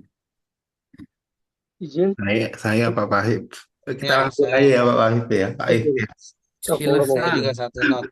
Pak Rama dulu ya. Iya, saya Pak Wahid. Jadi kebenaran saya juga membahas tentang Kotter ya, dan memang ada pertanyaan yang mungkin Pak Wahid bisa kasih gambaran lah buat saya gitu. Kotter itu kan X step, jadi ada 8 langkah sequence. Jadi 2 itu bisa berjalan setelah 1, jadi satu kayak anak tangga gitu loh Pak. 1, 2, 3, 4 dan seterusnya. Pertanyaan saya, pernah nggak Bapak baca atau mungkin nggak step itu misalnya tidak sequence, ya kan? Dari 1 langsung loncat ke 3, kan gitu. Yeah. Atau langsung ke 8, ataukah harus seperti itu gitu ya? Atau yang kedua, bisa jadi boleh nggak misalnya susunannya itu nggak 1 sampai 8, 2 dulu misalnya. Oke, 1 boleh lah urgency gitu ya. Tapi mungkin di tengah itu kan ada 4, 3, 4, 5 itu apakah bisa paralel ataukah bisa loncat-loncat. Ini mungkin pengalaman praktis ya Pak Paif ya. Kalau kita bicara mengenai rancangan kerja itu kan ya seperti Pak Paif bilang itu rancangan kerja yang dibuat oleh Telkom seperti ini, seperti ini, seperti ini. Tapi pelaksanaannya apakah memang harus 1, 2, 3, 4, 5 ataukah mungkin pengalaman Pak Paif pengamatan itu nggak juga begitu, bisa paralel tah atau bisa loncat tumpang tindih misalnya seperti itu. Itu Pak Paif. Oke. Terima kasih Pak. Oke, makasih Pak Rama ya. Jadi ini saya berusaha jawab berdasarkan pengalaman saya ya. Jadi saya pernah beberapa kali terlibat di Telkom dulu ya. Ketika saya masih mahasiswa S1, saya dulu pernah kerja di Telkom Yogyakarta. Waktu itu belum digital ya, masih jualan telepon lama dan seterusnya gitu. Manual trading. Dulu banget itu ya. Kemudian terakhir itu belum lama juga sekitar mungkin 5-6 tahun yang lalu tuh saya pernah menjadi expert di Sobat UKM Telkom. Jadi Telkom itu bikin satu divisi namanya Sobat UKM Telkom. Itu kerjaannya adalah bagaimana mendampingi para UMKM untuk bisa apa namanya maju gitu ya. Ini sebenarnya CSR-nya Telkom sebetulnya. Nah, ketika saya terlibat itu, saya kemudian bisa bergaul dengan mereka. Saya kadang-kadang datang ke beberapa kantor mereka dan seterusnya. Dan dari situ saya menyimpulkan ternyata proses transformasi di PT Telkom itu eh, dengan mengacu ke modelnya Kotter itu kemudian tidak dilakukan secara sekuens seperti itu, Pak. Jadi memang kondisional ya. Kondisional di misalkan ada faktor-faktor yang memang harus mendapatkan penekanan. Di antara 8 langkah itu ada faktor yang dia itu kurang sehingga butuh pressure dari manajemen. Maka itu pressure-nya tinggi di sisi itunya. Tapi ada juga sisi lain yang berjalan paralel, Pak. Karena memang situasinya menuntut begitu gitu. Jadi tidak harus sekuen, tidak harus nunggu apa namanya ini selesai dulu hari ini enggak gitu ya. Itu di lapangan saya lihat itu beberapa GM itu juga berinisiatif atas tanggung jawab divisinya masing-masing. Kira-kira sisi mana saja yang harus diperkuat, sisi mana saja yang perlu sambil sisa paralel jalannya dan lain-lain, Pak. Jadi tidak harus sequence seperti itu, kondisional dengan kondisi departemennya masing-masing gitu. Pengalaman saya seperti itu, Pak Rama. Ini Ya termasuk itu saya ya Pak ya, di lapangan ya. terkait dengan durasi ya Pak ya, karena kalau di teorinya kan jangka pendek tuh Pak. Nah untuk Telkom sendiri itu pengalaman kemarin itu mereka punya roadmap itu biasanya implementasinya berapa lama gitu loh Pak. Untuk Telkom apakah 1 tahun, 2 tahun atau karena Bapak bilang kan itu udah lama tuh, lama itu konteksnya apakah mungkin di tahun 2000-an yang menurut Bapak sebenarnya proses transformasi di Telkom itu sebenarnya lambat gitu dibanding tempat-tempat lain. Misalnya itu loh Pak, ada frame Ya. waktunya nggak dia Pak? Kira-kira Pak? Ya, yang jelas gini, saya melihat manajemen Telkom itu cukup ini ya, adaptif ya terhadap perubahan. Jadi misalnya nih, kita ada program perubahan ke arah A. Begitu ke arah A ini belum selesai gitu ya, itu sudah ada lingkungan lingkungan baru yang menutup perubahan ke Berubah. arah B. Dan itu kemudian mereka langsung switching aja, Pak. Terus seperti itu dilakukan dan itu menurut saya sudah menjadi budaya ya. Terakhir misalnya nih, ini perubahan terakhir yang saya agak kaget juga dan kayaknya sih efektif. Telkom melakukan spin-off terhadap divisi IndiHome. IndiHome bisnisnya di spin-off dari Telkom, kemudian dimasukkan ke anaknya yaitu Telkomsel. Sehingga porsinya sahamnya Telkom di Telkomsel itu menjadi meningkat share-nya dibandingkan porsi sahamnya Singtel, Singapura. Dengan cara itu kan salah satu strategi perubahan yang sangat luar biasa. Yang terakhir ya itu belum belum lama tuh belum ada 1 tahun. Kira-kira mungkin 3-4 bulan yang lalu tuh, mungkin setengah tahun yang lalu Telkom melakukan spin-off IndiHome-nya dan itu dimasukkan ke dalam Telkomsel. Itu keputusan strategi perubahan yang menurut saya sangat luar biasa dan menurut saya lebih bagus ya gitu karena saya juga pelanggan IndiHome gitu ya. Artinya dengan dimasukkan ke dalam Telkomsel ini kayaknya IndiHome akan lebih cepat cepat berubah gitu, akan cepat apa naiknya akan lebih cepat daripada dia di bawah Telkomnya langsung gitu, Pak. Karena budaya kerja di Telkomsel itu lebih menurut saya lebih adaptif terhadap perubahan daripada di Telkom itu sendiri. Kalau misalkan Bapak ke kantor Telkom sama ke kantor Telkomsel, itu kerasa bedanya, Pak. Di Telkomsel itu lebih luas ya. Lebih luas, kemudian apa namanya orang-orangnya atau karyawannya itu lebih energik, lebih mudah. Ini pengamatan saya ketika saya berinteraksi gitu ya. Artinya dan di sana ada Singtel ya. Mungkin itu pengaruh gitu loh. Iya, Ada baik. Terima kasih Pak Paif. Itu apa menarik sekali. Terima kasih pencerahannya Pak Paif. Oke, makasih Pak Rama. Silahkan Izin ya Pak Yus. Sambil Pak Budiman ya. Oke. ya silakan Pak. Terkait izin terkait strategi perubahan yang studi kasus di Telkom ini memang luar biasa ya, karena memang basicnya teknologi Pak Paip ya, basicnya Ya. teknologi dan memang selalu upgrade begitu. Nah, mungkin banyak keberhasilan yang didapatkan dengan ada perubahan-perubahan yang secara menyeluruh dilakukan dari Telkomsel. Cuman yang jadi pertanyaan saya seperti ini Pak Paip, bagaimana kita dapat mengevaluasi dari keberhasilan strategi perubahan dari Telkom yang dilakukan Telkom seperti itu Pak Paip. Tentunya kan evaluasi itu perlu dilakukan tuh untuk bagaimana setiap sistem pasti ada celah untuk apa namanya down gitu ya. Ada celah untuk down. Nah, hal evaluasi yang paling tepat apa namanya yang untuk dalam keberhasilan Telkom itu seperti apa sih yang dilakukan Telkom? Oke. Kalau menurut saya sih mudah sih Pak. Kalau yang dilihat dari yang tadi saya sampaikan di awal itu kita lihat aja dari peningkatan pendapatannya Pak. Ketika dia berhasil mempertahankan dan meningkatkan pendapatannya, pendapatannya tetap growing, maka berarti dia boleh dikatakan efektif dalam strategi perubahannya gitu. Misalnya IndiHome ya, saya konteks IndiHome ya. IndiHome itu kan awalnya tertatih-tatih juga itu, banyak komplain dan seterusnya. Tapi kemudian dengan berbagai macam perubahan yang dia lakukan, itu dia kemudian menemukan titik stabil dan titik mantapnya itu dapat gitu. Sehingga ketika akhir atau mungkin kuartal terakhir 2024 kemarin, pelanggan IndiHome itu sudah 9,4 juta, hampir 10 juta, Pak. Mungkin sekarang sudah lebih dari 10 juta. Dan itu steady, Pak, pelanggan-pelanggan yang let's say loyal gitu. Nah, artinya pendapatannya meningkat gitu. Pendapatannya meningkat, kemudian dia juga ada layanan-layanan baru dan seterusnya. Berarti kan perusahaan bisa mempertahankan revenue stream dan juga profitnya. Itu salah satu indikator yang paling mudah sebetulnya untuk melihat ketika dia berhasil apa namanya dalam strategi perubahannya. Kalau dia declining, declining, declining dan makin lama makin hilang, berarti kan strategi perubahannya dia pakai itu nggak tepat gitu. Dalam konteks ini sih menurut saya berhasil karena dia berhasil mempertahankan itu revenue streamnya itu. Hmm. Itu Kira-kira di itu Pak. semua departemen ya Pak Paip ya perubahannya Telkom ya? Bagaimana? Di semua departemen ya? Atau hanya divisi pelayanan ataupun apa gitu? Sebetulnya perubahan itu kan seluruh organisasi itu di, di apa namanya di doktrin perubahan semua Pak. Tidak hanya per departemen Pak. Dari top manajemen itu sudah menghembuskan tuh.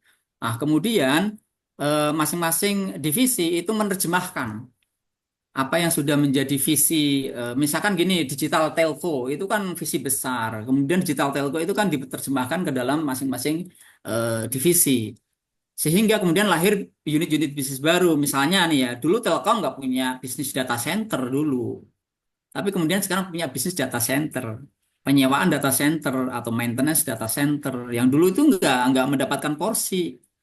Tapi sekarang karena visi berubah, kemudian mindset digitalnya juga apa namanya menyebar ke seluruh organisasi, akhirnya ya dulu divisi-divisi yang nggak terlalu apa namanya memberikan kontribusi pendapatan, akhirnya juga berusaha untuk berkontribusi. Akhirnya bagus gitu, ternyata bisa gitu. Masuk ke lini bisnis baru yang sebelumnya tidak terpikirkan. Misalnya kan tadi data center, kemudian cloud, bisnis cloud itu kan.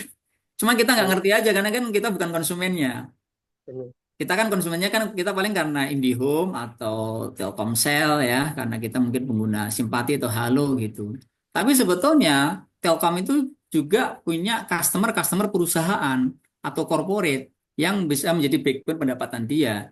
Misalnya tadi bisnis data center itu kan customernya perusahaan. Kemudian bisnis cloud apa-apa banyak banget ya jasa-jasa yang dia berikan dan itu menghasilkan revenue yang cukup signifikan juga peningkatannya. Yang mungkin itu orang awam nggak tahu karena kan memang bukan ranah kita gitu. Tapi kalau kita sebagai retail ya masyarakat umum yang bisa kita lihat ya mungkin IndiHome atau Telkomsel ya Halo dan seterusnya dia bisa compete dengan baik gitu. Gitu kira-kira Pak Biman ya. Ini kayak ngobrol lebih lanjut nih, saya ada proyek di situ soalnya nih. Oh Ya. Oke, iya ini iya.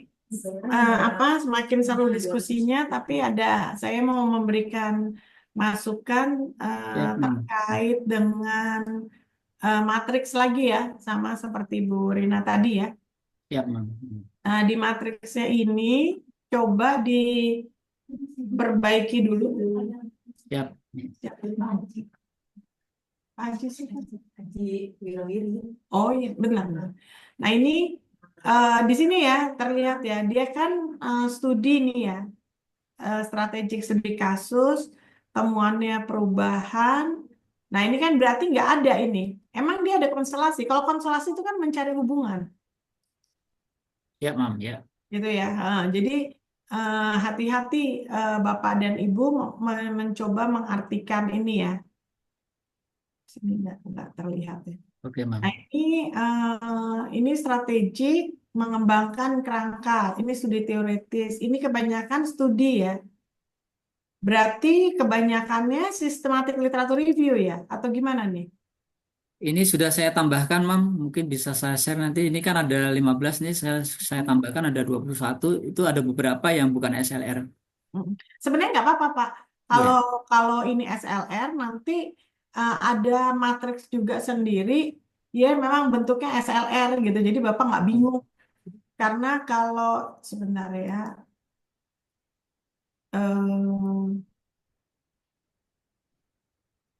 Di kelas seminar isu itu karena memang mereka ada bentuknya ini, bentuk format untuk matriks emang berbeda. Matriks untuk SLR berbeda. Iya. Jadi nggak bingung. Nah ini dia jadi lebih kepada judul SLR-nya apa, metode yang digunakan dalam systematic literature review-nya apa, berapa studi yang dikaji. kemudian teorinya dia apa, temuannya apa, gapnya apa, deh gitu. Ini untuk SLR gitu. Jadi memang dia berbeda. Nah, nanti kalau misalnya itu akan saya upload di mana Google Classroom kita gitu ya. Jadi buat teman-teman yang dapatnya adalah kebanyakan artikelnya systematic literature review, silakan pakai matriks yang systematic literature review, jadi nggak bingung gitu. Ya. Siap, siap. Nanti Karena memang saya ini kan dia namanya strategik kan memang dia kebijakan ya, biasanya tidak mungkin kuantitatif ya, pasti dia lebih kepada teoretikal dan mungkin kalau kualitatif masih mungkin ya, tapi ini kan studi semua nih gitu. Nah ini kan studi literatur ya rata-rata seperti itu ya. Ini ya, kualitatif implementasi change ini apa ini? Oke, mesti saya buka pakai ini nanti, pakai Skyhook gitu. Ya, kurang ya, lebih ya. seperti itu ya, Bapak dan Hmm, Ibu. Nanti Mas Faif diperbaiki lagi untuk matriksnya. Oke, kita siap, masih siap. ada waktu. Silakan yang mau diskusi lagi, monggo untuk memperdalam. Nanti sama seperti Bu Rina, Pak Faif juga nanti hati-hati jangan terlalu luas ya PowerPoint-nya. Nanti akhirnya jadi nggak fokus pada apa yang mau dijelaskan gitu ya. Jadi Nah, kita harus memilih eh, apa itu memilih PowerPoint gitu ya. Jadi poin-poin yang memang powerful gitu ya. Yang memang dia powerful. Coba bisa. Di kelas kita berapa orang, Ki? 15, Mem. Oke, ini ada satu yang nggak submit berarti ya. Di saya hanya ada 14. Oke, nah ini juga untuk Pak Faif dan Bu Rina, hati-hati di latar belakang itu eh, Pak Faif ini udah benar ya. Tujuan meningkat kajian ini bertujuan, oke, bukan tujuan dari perubahan strategik ya, Pak Faif. ya. Kita luruskan dulu. Di sini bukan tujuan dari perubahan strategik ini ya. Bukan Hmm, bukan bukan tujuan dari konsep strategik, tapi tujuan kajian ini untuk apa? Oke, Mam. Ya, Ya, kajian siap, siap. teori. Ini kalau bisa langsung cari grand teorinya juga ya. Ya, Penelitian terdahulu, oke. Nah, dari penelitian terdahulu ini apa disimpulkannya seperti apa? Sama kayak tadi Bu Rina ya, harus ya. disimpulkan. Apakah dia posisi kalau ini bukan research mapping, berarti lebih kepada SLR gitu, ya. Oke, Mam. Siap. Oke, studi kasusnya sudah oke, diterapkan. Nah, ini studi kasus berarti diterapkan dengan teori yang sudah dibahas di atas ya. Ya, oke, Nah, yang ini satu. kajian teorinya kan cuma segini nih. Ini tambahkan ya kajian teorinya yang di saya ya, ini saya bukan di sana ya. Tapi kan Pak Faif tadi bilang sudah ada perbaikan ya. Nah, nanti saya buka di roomnya lagi untuk perbaikan ya. Oke, Siap, ada siap. lagi Bapak Ibu silahkan. Pak AB kayaknya Raisen. Iya, Pak AB, silakan. Silakan Pak. Hmm. Ya Pak, tadi Pak Fahim bahas satu, sebenarnya di organisasi itu pada saat kita melakukan perubahan atau organisasi melakukan perubahan, bukan bukan karyawan ya. Kalau karyawan kan beradaptasi. Itu lebih apa sih yang dirubah, Pak? Karena pengalaman saya dulu saya pernah merasakan perubahan di manufaktur juga, di akademik juga. Ya kalau di manufaktur biasa kan terjadi akuisisi dari dua perusahaan, satu perusahaan ke perusahaan lainnya, mereka menggabung menjadi satu. Ya, terus kalau sama di edukasi juga di pendidikan juga dua kampus dijadikan satu, ya mereka bermerger dan lain sebagainya. Sebetulnya yang yang berubah itu apanya sih Pak? Ya, Gitu loh. Dan yang paling sulit untuk berubah itu apa gitu. Kan pasti ada namanya manusia, kita berbaur dengan latar belakang masing-masing, dengan apa namanya kebiasaan perusahaan masing-masing dan lain sebagainya kita jadikan satu. Itu yang paling sulit untuk menyatukan itu apa, Pak? Oke, Terima kasih, oke. Pak. Gambaran saja ya. Jadi gini, organisasi berubah itu kan karena menyikapi perubahan lingkungan ya. Lingkungan berubah, kemudian organisasi berusaha untuk ikut berubah supaya tetap bisa relevan. Nah, berubahnya dengan apa? Dengan strategi perubahan yang tadi sudah sempat saya singgung dan model-model perubahan mana yang mau dipilih. Ini contoh nih perubahan ya. Dulu misalkan perusahaan properti dulu bisa saja dia bikin perumahan di mana-mana gitu. Kali sekarang enggak. Sekarang pasti karena sudah orang itu gaya hidupnya berubah, orang itu maunya itu dekat dengan transportasi publik, ya. Sekarang ada konsep TOD, Transit Oriented Development, sehingga orang itu kemudian pengennya ya perumahan itu dekat dengan public transport. Akhirnya kan dibangunnya apa namanya konsep-konsep apartemen-apartemen yang dia yang penting terintegrasi dengan stasiun kereta misalnya. Kalau dulu bikin rumah di jauh-jauh tuh masih oke, masih orang tuh masih mau, tapi sekarang enggak ini. Maka otomatis kan organisasi berubah dia. Dia harus bisa menyesuaikan diri. Dia nggak lagi bangun yang jauh-jauh, orang juga nggak mau. Akhirnya ya disesuaikan lah proyeknya, cari-cari yang awalnya landed house, kemudian menjadi high-rise building. Yang awalnya mainnya rumah tapak, kemudian dia mainnya mau tidak mau ke high-rise building. Perusahaan yang sama, tetapi dengan model proyek yang berbeda. Karena kalau nggak gitu dia nggak ini, istilahnya nggak bisa compete, nggak bisa survive. Contoh lagi misalnya mall ya, pengelola mall ya. Dulu itu kita ingat banget yang namanya ITC itu rame banget ya. Ada ITC Fatmawati, ITC Roxy Mas, ITC Glodok, ITC mana rame banget karena konsep market seperti itu tuh dulu jalan. Tapi kemudian beberapa tahun kemudian beralih. Orang sekarang mall itu laser. Ke mall itu dia nggak hanya belanja, bahkan hanya sekedar cuci mata atau apa namanya lifestyle ya. Hanya sekedar seperti etalase, paling ke mall itu ya apa ngopi ya kan. Akhirnya mall harus bisa menyesuaikan diri konsep mallnya berubah menjadi laser. Yang tidak berubah itu dia ditinggalkan, mallnya tutup tuh. Kalau hanya dagang, banyakin kios, dia tutup pasti. Makanya ada beberapa mall yang bertransformasi. Satu lantai dirubah menjadi di sana khusus food and beverages. Satu lantai khusus dirubah untuk entertainment. Terus di apa gitu. Jadi karena memang itu yang bisa survive. Dengan pengembang yang sama, tapi akhirnya dia menciptakan produk yang berbeda. Mallnya itu digeser. Maksudnya itu konsep mallnya jadi laser gitu. Bukannya sekedar buat apa namanya jualan gitu, tapi mencoba memberikan suasana, pengalaman terhadap customer itu yang diperhatikan. Konsep mall baru sekarang kayak gitu semua, karena mall itu kan meeting point juga akhirnya kan gitu, dan etalase lah ya buat mereka untuk bisa ya matching atau yang lain lah gitu. Itu kan beda dengan dulu gitu. Jadi fokusnya nggak lagi jualan tempat usaha gitu. Yang lain lagi banyak banyak banget ya perusahaan-perusahaan yang memang akhirnya berubahnya itu dari sisi ini value juga akhirnya ikut berubah. Strategik bisnisnya bisa saja berubah gitu. Banyak banget misalkan contoh gini, perusahaan yang awalnya itu bergerak di bidang apa namanya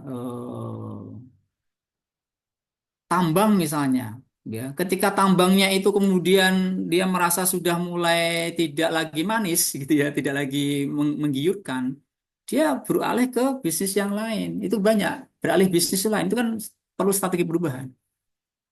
Dia bisa menambah unit bisnis, bisa mengurangi unit bisnis dan lain-lain. Iya, Saya Pak. dulu, Nah, saya ini dulu terkait apa namanya gimana? dengan needs and wants-nya masyarakat, memang suatu organisasi harus berubah. Ya, kan? Hmm, Nah, hmm, tadi barusan Pak Fai bilang terjadi diferensiasi produk gitu. Ya, nah, hmm. diferensiasi produk ini kan butuh perubahan dari sisi misalnya. Nanti saya akan bahas tuh tentang knowledge ya. Ya, ya. Jadi Sip. pada saat perusahaan melakukan diferensiasi produk kan memang pengetahuan-pengetahuan dari karyawan itu kan memang harus beradaptasi. Dan belum tentu perusahaan yang melakukan diferensiasi produk itu kan juga bisa berjalan mulus. Tapi memang harus beradaptasi dan memang harus berubah. Ya, Ya. setuju tuh statement terakhir. Ya, terima kasih. Terima kasih, Ya, Mom. memang kadang-kadang nggak harus juga semua berubah, tapi beradaptasi dengan perubahan itu luar biasa ya. Contohnya aja kayak kita yang sejak COVID itu kan work from home, sekarang work from anywhere, ya kan nggak home lagi tuh gitu. Ya, jadi eh, silakan Bapak dan Ibu sebentar ya. Kalau work from home kan mau tidak mau, Prof. Sorry, Mom. Iya, Ya, iya, dulu. iya betul. Betul, maksudnya kayak sekarang aja saya ini kan di badan pengelola usaha ya gitu, Ya. merubah change management yang tadinya setiap pengadaan atau misalnya ada pembelian apa-apa tuh yang mencar gitu ya. Akhirnya kita nggak bisa mencatat pendapatan UNJ ini sebenarnya berapa. Tapi sekarang dengan PTNBH semua harus ke BPU gitu. Jadi bahkan unit kecil apapun ketika dia mau bikin pelatihan atau apa itu harus masuk ke kita. Nah itulah yang tadi saya sampaikan ke Bu Rina. Jadi UNJ itu melakukan 3 tahapan dari Lewin itu untuk change management gitu. Kenapa? Untuk tidak menyebabkan gejolak gitu ya. Karena namanya change management itu ngeri ya gitu.